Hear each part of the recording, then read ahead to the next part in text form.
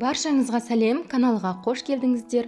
Түркияда кеңінен таралған қытырлақ күнжіт қосылған нан дайындаймыз бүгін. Ол өте дәмді. Ең басты ереже пісіргеннен кейін лезде жеп қою керек. Өте дәмді. Осы рецепт бойынша пісіріп көріңіз. Видеоны міндетті түрде соңына дейін көріңіз және тіркелуді ұмытпаңыз. Бізге керек ингредиенттер: тұз, бал, дрожжи, қант және сұйық май, күнжіт, жылы су, ұн. Енді осыдан біз қамыр илейміз. Алдын ала суымызды құйып аламыз. Оның үстіне дрожжиді саламыз. Және қантты араластырамыз. 5 минутқа қалдырамыз.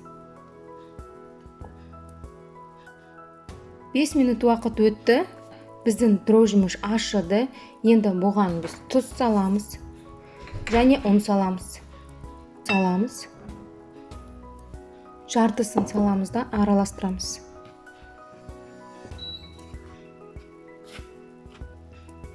Қалғанын саламыз.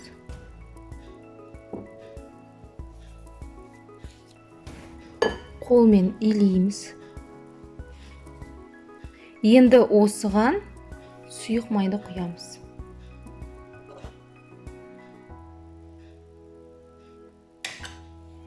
Жақсылап араластырамыз. Қамыр илейміз. Уақыт өтті, біздің қамыр бізде өте нығыз болып шығады.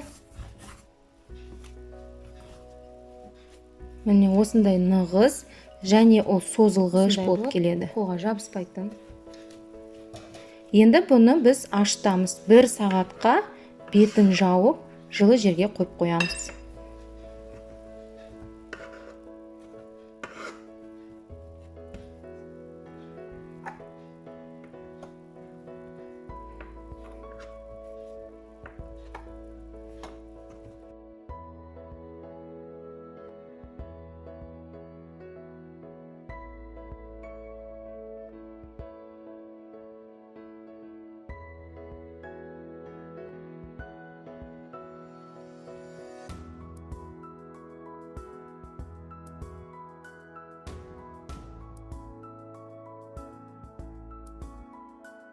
Қамырымызды 8 бөлікке бөліп, осылай алақанда дөңгелектеп, 8 бөлшек шығарып қоямыз. Енді бұның бетін 5 минутқа жауып қоямыз, қамырымыз тынсын. Ортасынан бөлемін қамырды, жгут жасайын.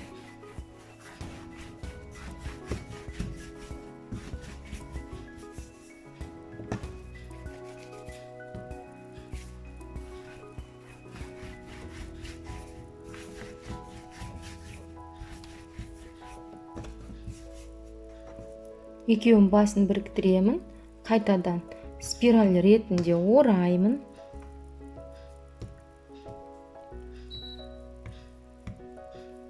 Аяқ жағын жабыстырып біріктіремін, ажырап кетпеу үшін кішкене бастырамын, өзінің өрімін ұстап тұру үшін.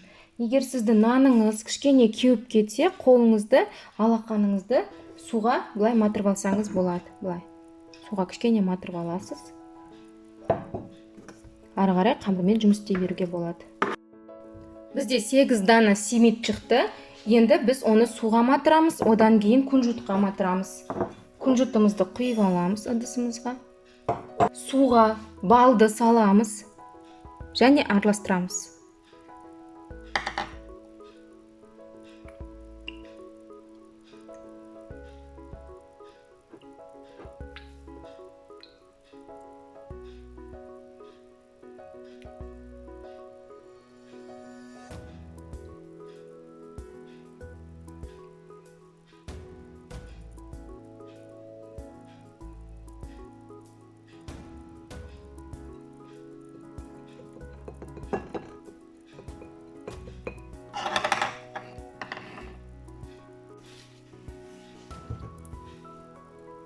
Балды суға матырамыз.